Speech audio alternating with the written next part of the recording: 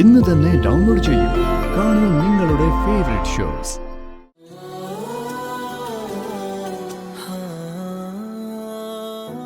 സംഗതി സത്യ, പക്ഷെ ഇതിനൊക്കെ നന്ദി പറയേണ്ടത് ഒരേ ഒരാളോടാ. ആരോട്?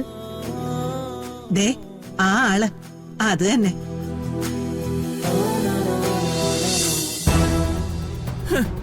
അവര് പാടി പാടി മധുവിധു ആഘോഷിച്ച് നടക്കുക.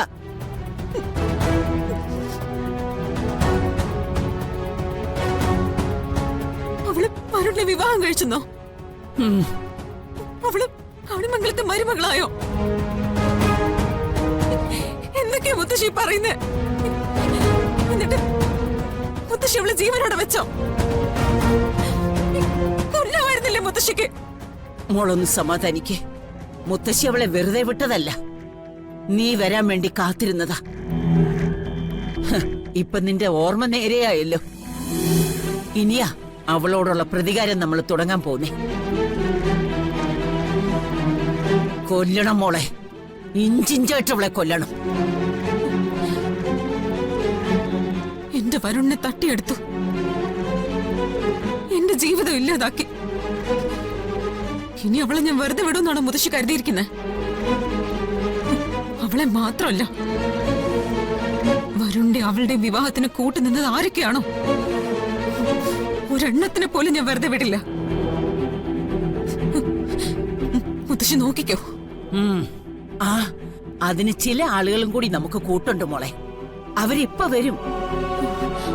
അതാരാ? അവര് വരുമ്പോ മോള് കണ്ടോ? ഇനി നീ മുത്തശ്ശി മാത്രമല്ലടി, ഒരു പടയാ, സകല ശക്തിയുള്ള പട. ചതിച്ചവരെ ഇല്ലാതാക്കണ്ടേ നമുക്ക്?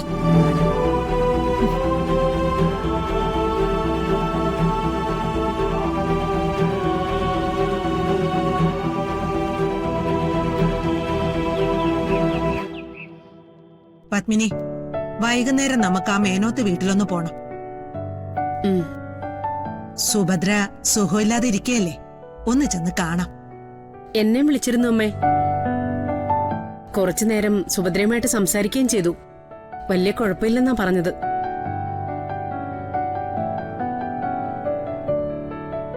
അമ്മേ, ഞങ്ങളൊന്ന് പുറത്തു പോവാ. പുറത്തു പോവാന്ന് പറഞ്ഞാ എവിടെയെങ്കിലും ദൂരേക്കാണോ? പുറത്ത് പോകാന്ന് പറഞ്ഞാ പുറത്ത്, അല്ലാതെ അതിന് എത്ര ദൂരം ഉണ്ടെന്നൊക്കെ ചോദിക്കുന്നത് മര്യാദയാണോ? അയ്യോ എന്റെ പൊന്നു മോളെ, ദൂരം ചോദിക്കുന്നത് അത്ര ദൂരത്തേക്ക് പോണ്ടാന്ന് പറയാനൊന്നും അല്ല.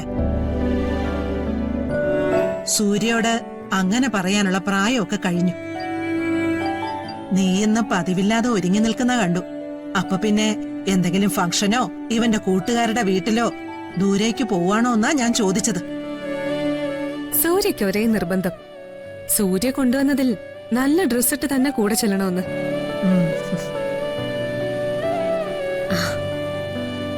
ഇവനെടുത്ത ഡ്രസ്സെല്ലാം കൽപ്പനയ്ക്ക് നന്നായിട്ട് ചേരുന്നുണ്ട് അല്ലേ അമ്മേ? താങ്ക്സ്. ഇനി എപ്പോഴും ഇതുപോലെ ഒരുങ്ങി ഇതുപോലെ ചിരിച്ച മുഖത്തോടെ വേണം നിൽക്കാൻ. അത് കാണുമ്പോ മറ്റുള്ളവരുടെ സന്തോഷം ചെറുതല്ല കുട്ടി.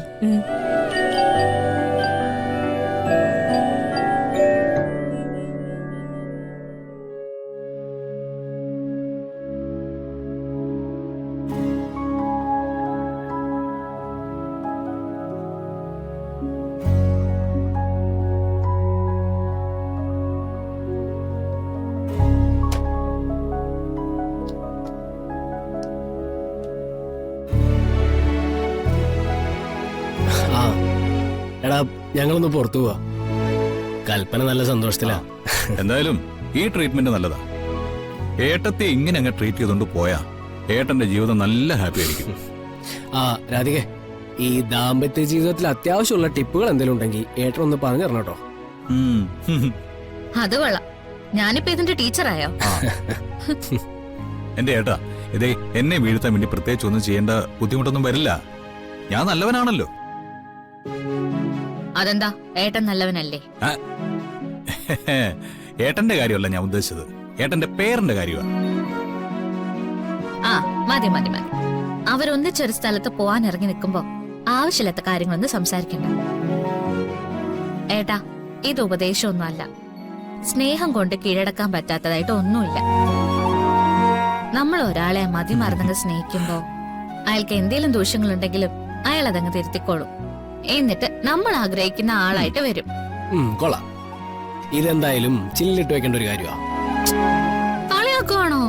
അല്ലട വേണേ, നീ കുഞ്ഞാണെങ്കിലും പറഞ്ഞത് വലിയൊരു കാര്യമല്ലേ? സൂര്യ, ആ ഏട്ടത്തി വരുന്നുണ്ട്.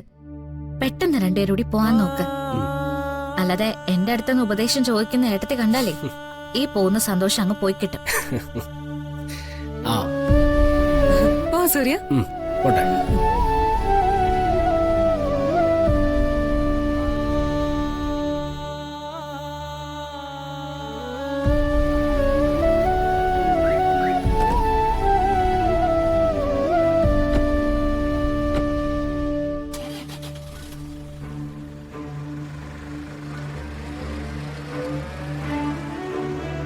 എന്തൊരു പാവം അല്ല ഏട്ടൻ. ഒരു കള്ളത്തരവും ഇല്ല. അപ്പൊ എനിക്ക് കള്ളത്തരമുണ്ടോ? ഏട്ടന്റെ കാര്യം പറഞ്ഞാൽ അതിന് മറുപടി പറയണം. അല്ലാതെ അതിനിടയ്ക്ക് കയറിയത് പറയേണ്ട കാര്യമില്ല. ഏട്ടൻ മറ്റുള്ളവരോട് പെരുമാറുന്ന രീതി അനുസരിച്ച് വലിയ സന്തോഷങ്ങൾ അർഹിക്കുന്ന മനുഷ്യനാ. അതേട്ടന് കിട്ടും. ഏട്ടത്തി പതുക്കെ പതുക്കെ മാറിക്കോളും. അതാ എന്റെ വിശ്വാസം. ഏട്ടത്തെ മാറിയ ഏട്ടത്തിക്ക് കൊള്ളാം. അതാ എന്റെ വിശ്വാസം. ഓ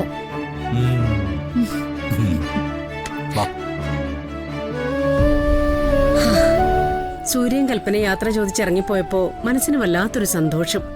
അതെന്താ പത്മിനി, അത്രയും നേരം കൽപ്പന ഇവിടെ ഉണ്ടാവില്ലല്ലോ എന്ന് ആലോചിച്ചിട്ടാണോ? അതല്ലമ്മേ, വരുണും രാധികയും കൂടി സന്തോഷത്തോടെ ജീവിക്കുന്ന കാണുമ്പോ ഏതു നേരവും ചിന്തിക്കുന്നത് സൂര്യക്കും കൽപ്പനയ്ക്കും കൂടി ഇത് തോന്നിയിരുന്നെങ്കിൽ എത്ര നന്നായിരുന്നേനെന്നാ. ഇപ്പൊ അവരും കളിച്ചും ചിരിച്ചുമൊക്കെ പുറത്തു പോകാൻ തുടങ്ങിയില്ലേ? മക്കള് സന്തോഷത്തോടെ ഇരിക്കുന്നതിലും കൂടുതൽ ഒരമ്മയ്ക്ക് വേറെ എന്താ വേണ്ടത്?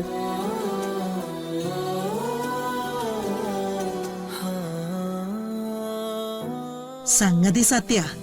പക്ഷെ ഇതിനൊക്കെ നന്ദി പറയേണ്ടത് ഒരേ ഒരാളോടാ. ആരോട്? ദേ ആ ആള്, അത് തന്നെ.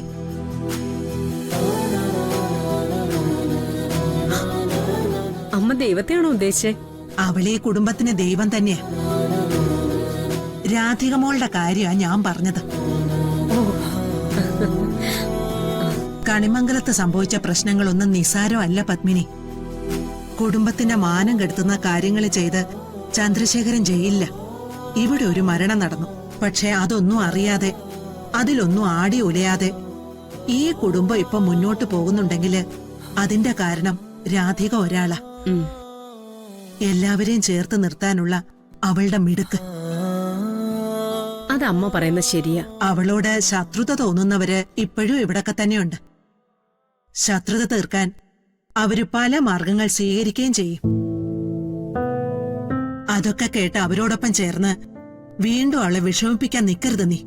ഇല്ലമ്മേ, പറ്റിയ തെറ്റുകളൊക്കെ തിരുത്താനേ ഞാൻ ശ്രമിച്ചിട്ടുള്ളൂ.